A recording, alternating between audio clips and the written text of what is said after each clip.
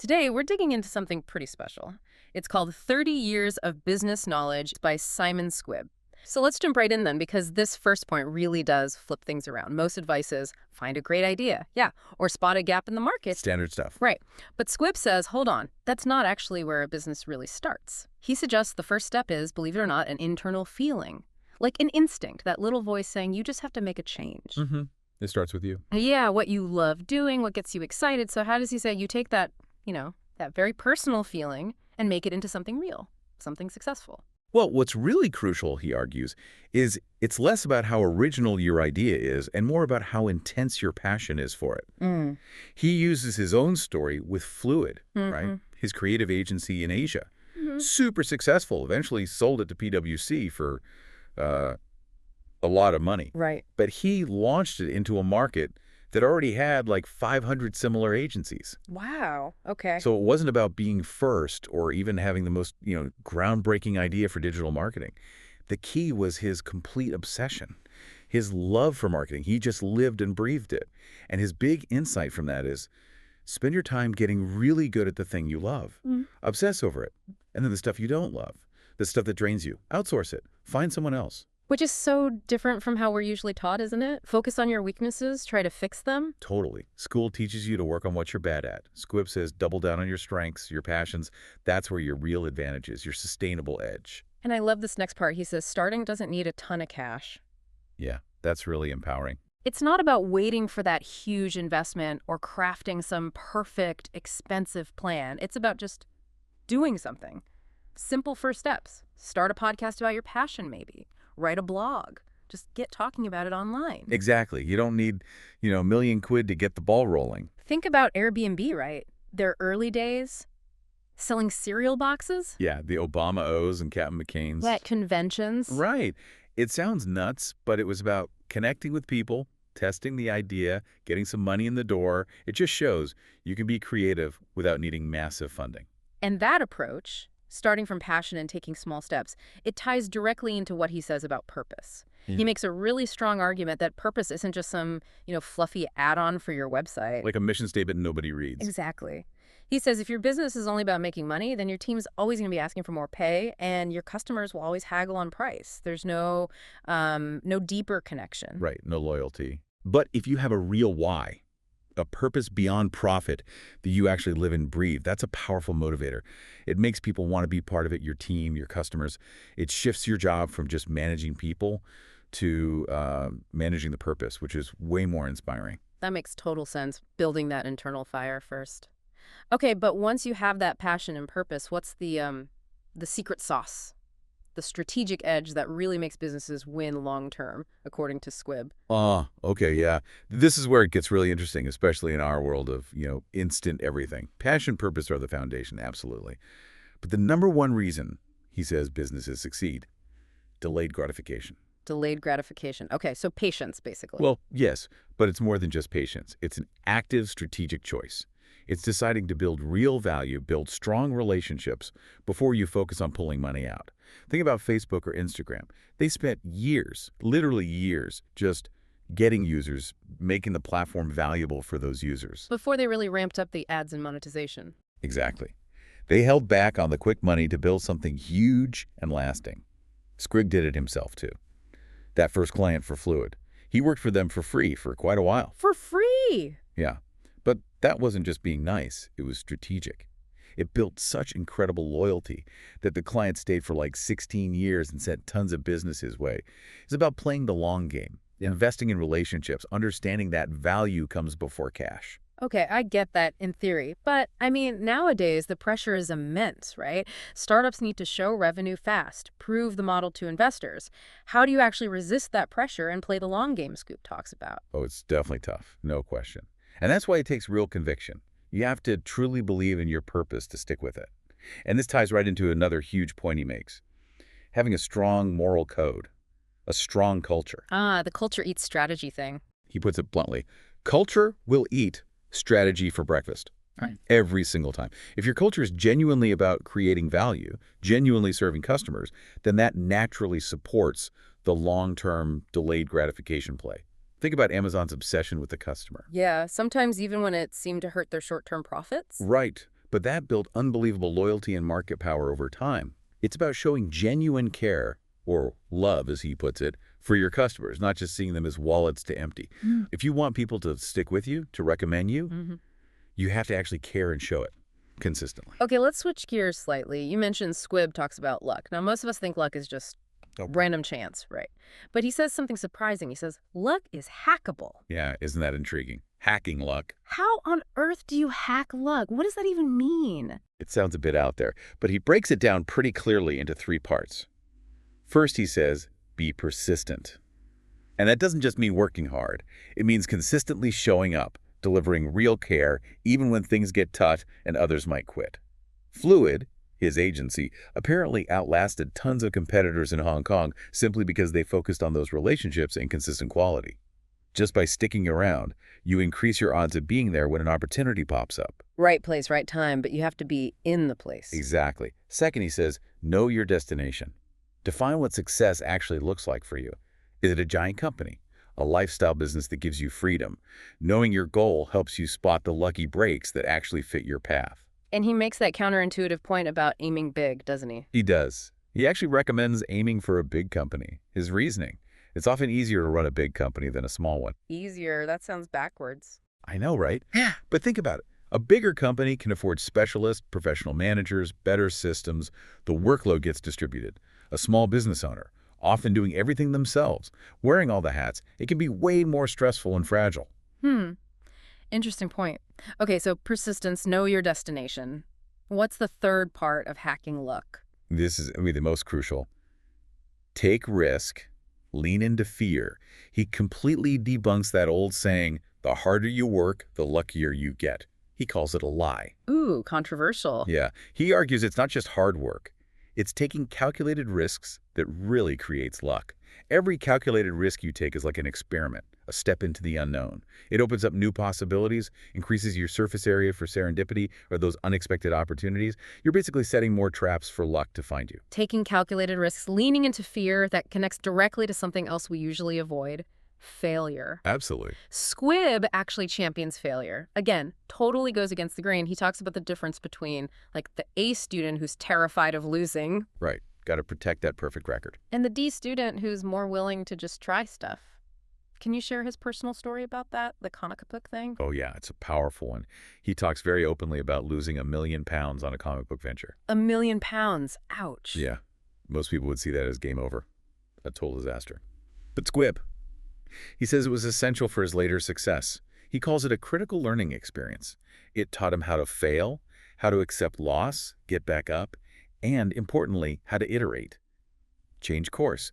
That willingness to risk it, to face failure, without being totally paralyzed by the fear of it, that gives you a huge advantage. It's that D student freedom: try, fail, learn, try again. And that freedom, that willingness to fail, leads to another interesting point he makes. The power of being underestimated. Yeah. When you're not obsessed with looking successful to others, you gain a kind of hidden strength. Right? Precisely. If you're not worried about driving the fancy car or having the corner office just to impress people, you're free. Free to experiment, free to maybe look like a bit of a loser in the short term. Yeah. And paradoxically, that makes you much tougher competition for those who are weighed down by ego and keeping up appearances. Yeah. It's about having that internal compass, that internal sense of purpose, not needing everyone else's applause. Okay, so that freedom from convention, that different mindset, it even extends to the basic tools of business. Let's talk practical tools now. First up, he throws out the traditional business plan. Forget it. Radical, right. Instead, he champions the mind map. Much more fluid, dynamic, adaptable. What does that actually look like? How do you use it? It's such a different approach. Yeah. Instead of that rigid, linear business plan that, let's be honest, often sits on a shelf gathering dust. Or feels outdated almost immediately. Exactly. A mind map starts with your core thing, your hobby, your passion, right in the middle. Then you just branch out. You connect ideas. Your potential business. No. Okay, branch off that. Explore different avenues, network, brands, maybe apps, potential team members. Future ideas way down the line. He gave that great example of his bus's sweet brand. That idea was on his mind map from day one, but it took, what, 4 years? 4 years to actually happen. Wow. Yeah. But it was there as a possibility, allowed by the map's flexibility. It allows for that non-linear growth, for serendipity. He argues those formal 20-page plans often just stifle creativity and kill companies before they start by forcing them into a narrow box. The mind map lets the vision breathe and evolve. That sounds way more intuitive, actually, more creative. Okay, what about people, relationships in business, specifically co-founders? He uses that gym buddy analogy, which is perfect. Accountability. Yeah, you need someone to make sure you show up, right? Especially on the tough days. But he also tackles that common fear, giving away half the company, 50% equity. Why does he think sharing is better? It's such a key point, and he's really direct about it. Look, you can cling to 100% of something small, maybe something that fails or just burns you out. The 100% nightmare scenario. Right. Or you could have 50% of something amazing, something successful that you actually enjoy building with someone else. He sees a co-founder as that ultimate partner sharing the load, celebrating the wins, keeping each other going. Makes sense. But finding the right person, that has to be crucial. What does he say are the key things to look for, beyond just, one person likes sales, the other likes tech? Oh, it goes way deeper than just complementary skills, though that helps, obviously. Finding someone who loves the stuff you hate. The absolute most important thing, you need someone with the exact same moral code. Moral code. Okay. How do you test for that? He has this really intense reputation versus money test. He's an extreme example, like Bernie Madoff. Imagine your potential partner had a choice. Protect their reputation or make a quick, easy $1 billion doing something shady. Which would they choose? Heavy stuff. It is. But if they'd even hesitate, if the money might tempt them over their integrity, that's a massive red flag. You need someone who puts reputation first. Always. He actually suggests writing down in super fine detail exactly who your ideal partner is. Like you're manifesting them. Because you'll spend so much time, so much emotional energy with this person. It's critical. That reputation test is a great filter. Okay, let's move to another essential skill, selling. Squibb's take is classic. Sell the sizzle, not the steak. It's not about the features. How does that play out? It's fundamental. Think about those old Apple launches with Steve Jobs. Yeah, legendary. He didn't just stand there listing specs for an hour, did he? Yeah. He talked about the outcome, the experience, who the user becomes with this product. He was selling empowerment to game changers and creatives, selling what the product does for you, the transformation it enables. Right, the benefit, not just the thing itself. Exactly. And he tells that brilliant story about his accountant becoming his best salesperson. Accountant, really? Yeah. Because the accountant wasn't talking tax codes. He was talking results. I saved this company from going under. I helped this client make millions. He sold the solution, the impact. That's the sizzle. So it's about connecting to what the customer actually achieves or feels. Does he give a kind of structure for this sizzle selling? He boils it down to 3, actually very common sense steps. Step 1, understand if they need you. Do your homework. Don't pitch people who aren't a good fit.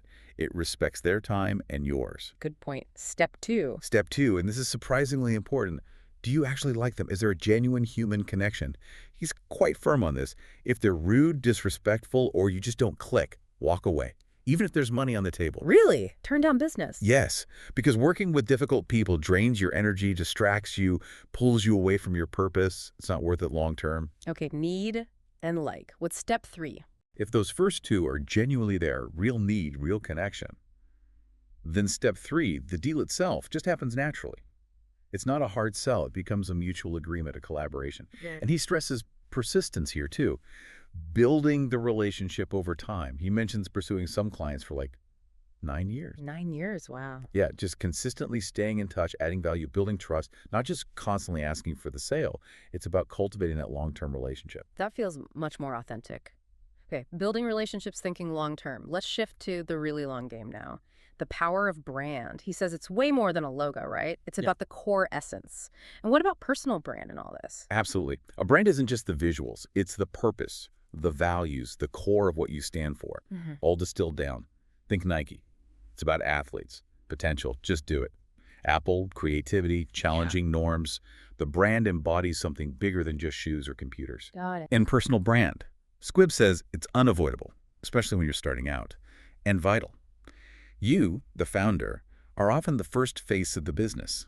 Your reputation, your story, your values, they get tangled up with the company's identity, even if that's tricky to scale later on. So if the personal brand is tied up initially, how do you then scale a company brand effectively? Are there models for that? What are the risks? He lays out two main models. First is the reference model. This is where you leverage other people's brands or influence, like Canon partnering with a famous photographer, Peter McKinnon maybe, Right. or Nike using athletes. It's fast, extends your reach. But risky. Definitely risky.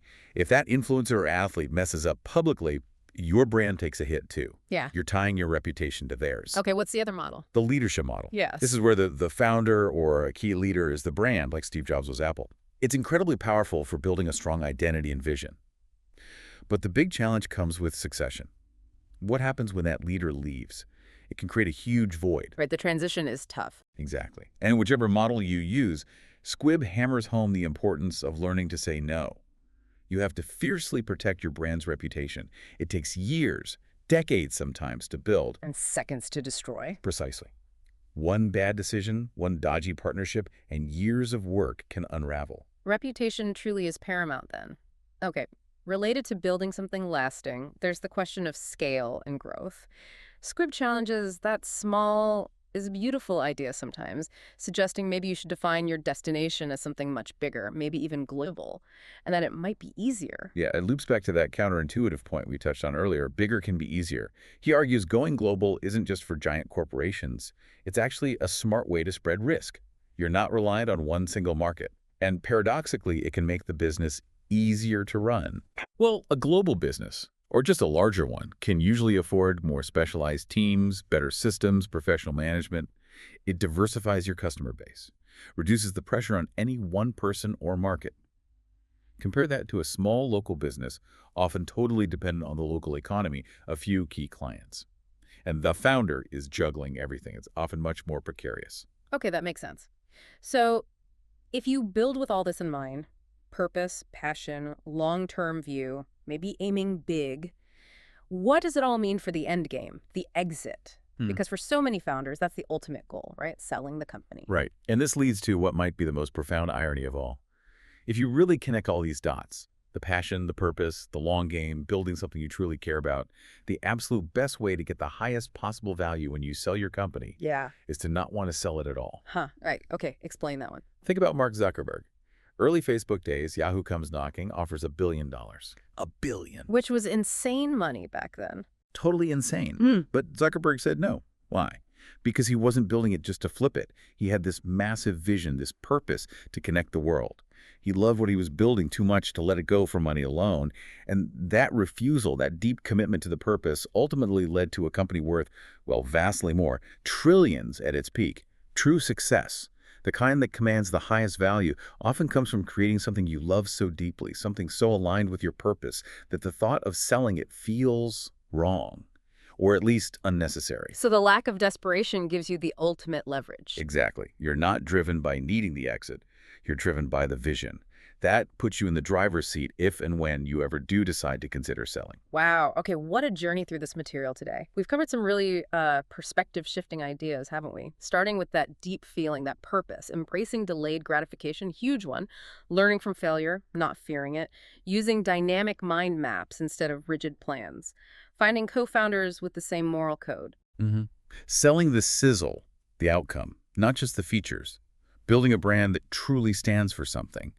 And then that final twist, the secret to the best exit, is building something you don't want to exit from. It really does challenge so much standard business advice, a wealth of insights that, flips the script. And maybe that leaves a final thought for you listening right now. True freedom in business. Perhaps it isn't just about the money. Maybe it's about building something that resonates so deeply with your own purpose, your own why, that selling isn't really the goal anymore. Maybe it's about finding the right next step for its evolution, its continued purpose. So how will you define that next step? What will you build that you genuinely, truly never want to let go of? Something to think about.